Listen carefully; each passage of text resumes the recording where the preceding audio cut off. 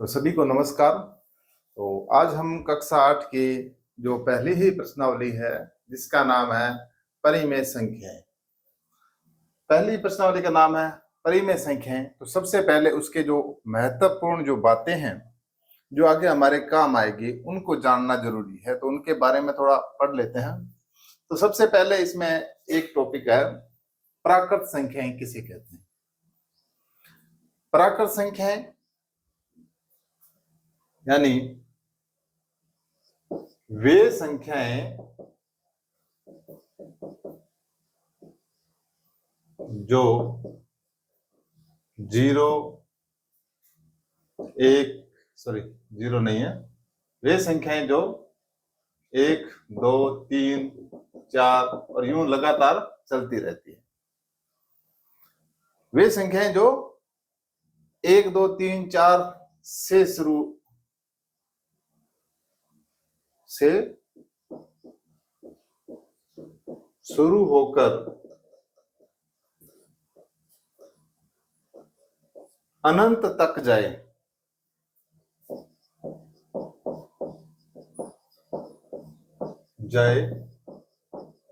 प्राकृत संख्याएं कहलाती है।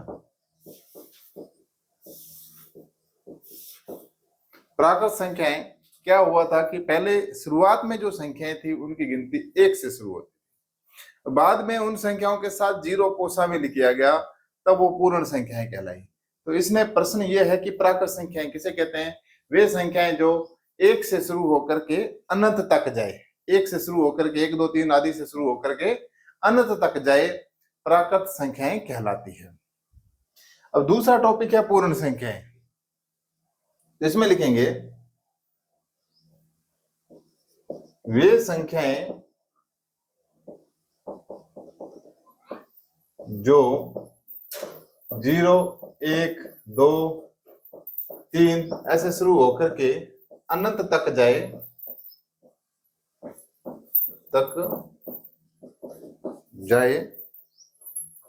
पूर्ण संख्याएं कहलाती है।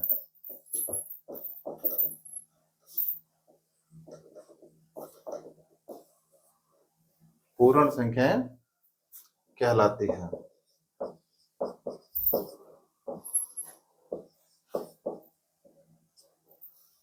अब इसमें अगला बिंदु है कि पूर्णांक किसे कहते हैं। क्या होता है कि पूर्णांक किसे कहते हैं। तो हम लिखेंगे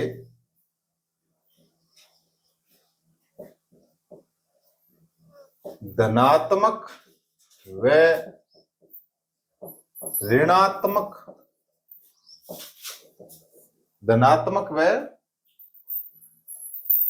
ऋणात्मक संख्याओं के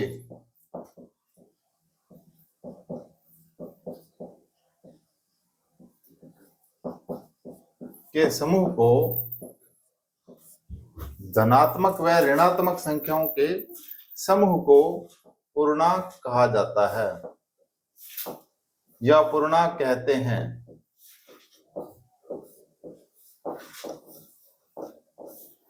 जैसे धनात्मक का मतलब होता है प्लस की संख्याएं और ऋणात्मक का मतलब होता है माइनस वाली संख्याएं।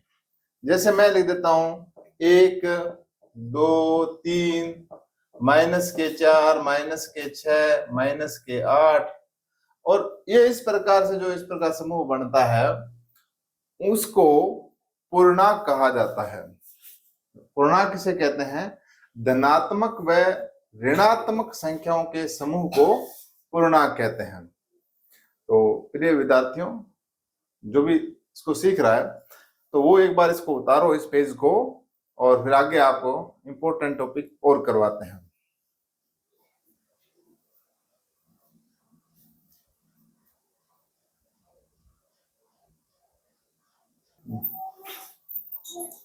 अगला टॉपिक है परिमेय संख्या। परिमेय संख्याएं क्या होती हैं। परिमेय संख्याओं के बारे में हम पढ़ते हैं।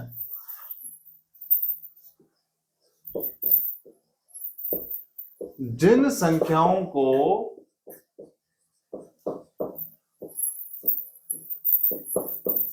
जिन संख्याओं को P बटा Q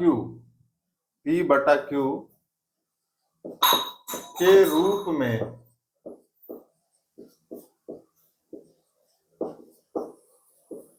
लिखा जाता है उन्हें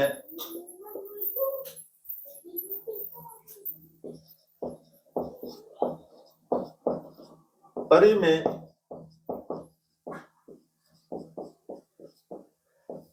संख्याएं कहते हैं तथा Q बराबर 0 नहीं होना चाहिए। अब इसके बारे में मैं आपको डिटेल और बताऊंगा। Q बराबर 0 नहीं होने चाहिए।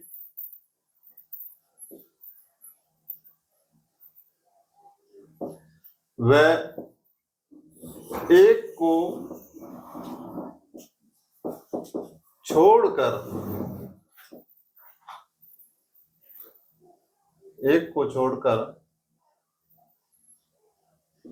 कोई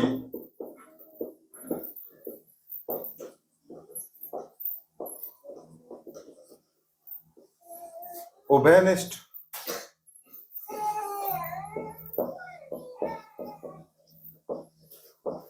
गुणनखंड नहीं हो। ये परिमेय संख्या के बारे में बताया। परिमेय संख्याओं की परिभाषा क्या बता रखी है कि जिन संख्याओं को P बटा Q के रूप में लिखा जाता है उन्हें परिमेय संख्या कहते हैं, लेकिन Q 0 के बराबर नहीं होना चाहिए। Q क्या नहीं होना चाहिए? 0 नहीं होना चाहिए। वह एक को छोड़कर कोई उभयनिष्ठ गुणनखंड का मतलब ये है, जैसे मैं कोई एक संख्या लिख देता हूं, जैसे मैंने यहां पर लिखा है 2/3। एक बार इधर ध्यान दीजिए सभी कि मैंने एक संख्या लिखी है 2/3। तो आपको इसके बारे में तो सीधा ही हो गया कि सर ये ऊपर वाले को P मान लेंगे और नीचे 3 को क्या मान लेंगे? Q मान लेंगे। ठीक है, कि ऊपर वाले को क्या मान लेंगे? हमने P मान लिया, नीचे वाले को Q मान लिया। तो पहले तो ये कंडीशंस होगी। अगर फिर एक चीज और, ये एक कटने नहीं चाहिए। जैसे अगर मान लो 4/6 लिखते हैं हम, तो 2 एकम 2 दूनी 4, 2 तिया 6। अब ये कट गया है, तो 4/6 एक परिमेय संख्या नहीं थी, 2/3 क्या थी? एक परिमेय संख्या थी। क्योंकि अब इसके आगे और नहीं कटेगा। कोई और ऐसा पहाड़ा बताइए जिसके अंदर ये दोनों ही आते हैं, 2 भी आता है 3 भी आता है। एक के अलावा और कोई पहाड़ा नहीं है जिसमें 2 भी आ रहा है और 3 भी आ रहा है। कहने का मतलब ये है कि 2 और 3 का एक के अलावा कोई उभयनिष्ठ गुणनखंड नहीं है। तो ये हमारी शर्त यहां पर पूरी होगी कि एक को छोड़कर कोई उभयनिष्ठ गुणनखंड 2/3 में कोई नहीं है। यानी 2 और 3 किसके पाड़े में आ रहे हैं? दोनों ही एक साथ, केवल एक के पाड़े में आ रहे हैं दोनों ही। अगर 2 का पाड़ा लेंगे उसमें 2 तो आ जाएगा, 3 नहीं आएगा। अगर हम 3 का पाड़ा लेंगे उसमें 3 आ जाएगा, लेकिन 2 नहीं आएगा। लेकिन एक का एक ऐसा पाड़ा है जिसमें 1 2 भी आता है और 3 भी आता है। तो इन दोनों का उभयनिष्ठ गुणनखंड क्या होना चाहिए? सिर्फ और सिर्फ एक ही होना चाहिए, एक के अलावा कोई उभयनिष्ठ गुणनखंड नहीं होना चाहिए। दूसरी क्या शर्त है कि Q 0 के बराबर नहीं होना चाहिए। Q का मतलब जैसे अगर बटा के रूप में लिखते हैं इस संख्या को P बटा Q के रूप में, यहां पर क्या लिखा है हमने? 2/3। क्या ये 3 का मान 0 है? क्या 0 के बराबर है? नहीं है। इसलिए ये भी शर्त इसमें पूरी हो रही है। तो अब विद्यार्थियों के मन में या बच्चों के मन में एक प्रश्न खड़ा होता है कि सर इसको तो आपने बटा के रूप में लिख दिया, कि इसके बारे में तो पूछ लिया कि क्या ये परिमेय संख्या है या नहीं, ये तो आपने बता दिया। अगर हम एक लिखें, या कहने का मतलब है, तो अगर हम मान लो 2 लिखें, क्या ये एक परिमेय संख्या है? 2। सोचने वाली बात ये है। तो इसको हम निश्चित रूप से परिमेय संख्या कहेंगे। अब आपके मन में होगा कि अगर इसको कैसे लिखें, इसके नीचे क्या लिखेंगे? कोई ऐसी संख्या लिखो जिससे इसके मान में कोई बदलाव नहीं आए। अब 2 है तो 2 के मान में अंतर नहीं आना चाहिए, तो हम क्या लगाते हैं, इसके नीचे 1 लगा देते हैं। अब 2 में 1 का भाग देंगे तो क्या मान आ जाएगा, सिर्फ 2 ही आता है। अब देखिए क्या ये हमारी शर्तें पूरी करता है, यहाँ पर शर्त पूरी होती है परिमेय संख्या की परिभाषा के अनुसार। तो परिमेय संख्या क्या कहती है कि जिन संख्याओं को p बटा q के रूप में लिख सकते हैं। तो अब देखिए p की जगह हमने क्या लिख दिया, 2 लिख दिया है, q की जगह क्या लिख दिया हमने, 1 लिख दिया। तो पहली शर्त तो ये पूरी होगी, ठीक है। दूसरी शर्त क्या है कि q बराबर 0 नहीं है, तो यहाँ पर q का मान कितना है, यहाँ पर q का मान 1 है, 0 है नहीं, 0 से बड़ा मान है। तीसरी शर्त क्या है कि 1 को छोड़कर कोई उभयनिष्ठ गुणनखंड नहीं होना चाहिए। इन दोनों में किसका भाग जा रहा है, सिर्फ और सिर्फ 1 का ही इसमें भाग जा रहा है, इसलिए ये एक कैसी संख्या है, परिमेय संख्या है। अब एक और संख्या, जैसे मान लो कि हम ले लेते हैं 22। अब इसके बारे में पूछ लें क्या ये परिमेय संख्या है या नहीं। ये एक परिमेय संख्या है क्योंकि इसके नीचे कुछ नहीं दिख रहा है, इसका मतलब इसके नीचे क्या है, इसके नीचे 1 है। इसके नीचे क्या है, 1 है, क्योंकि 22 में 1 का भाग देंगे तो सेम आंसर आ जाएगा। तो p की जगह क्या आ जाएगा, यहाँ पर 22 आ जाएगा, और q की जगह क्या आ जाएगा, 1 आ जाएगा। तो p बटा q का रूप भी बन गया है। दूसरी शर्त क्या है, q बराबर क्या नहीं होना चाहिए, 0 नहीं होना चाहिए। तो यहाँ पर 0 नहीं है, q बराबर क्या हो रहा है, यहाँ पर 1 हो रहा है, और 1 को छोड़कर कोई उभयनिष्ठ गुणनखंड नहीं है। तो अब इन दोनों में ये दोनों एक साथ किसके पाड़े में आ रहे हैं, सिर्फ और सिर्फ 1 के पाड़े में आ रहे हैं एक साथ। तो इसलिए ये 1 का ही गुणनखंड है और किसी का गुणनखंड ये दोनों एक साथ नहीं है। तो इस प्रकार से आप अच्छी प्रकार से समझ गए होंगे कि परिमेय संख्याएं क्या होती है। तो आज के लिए इतना काफी है। तो जितना करवाया है टॉपिक उतना एक बार उतारिए और फिर अगले भाग में और बताया जाएगा आपको। धन्यवाद।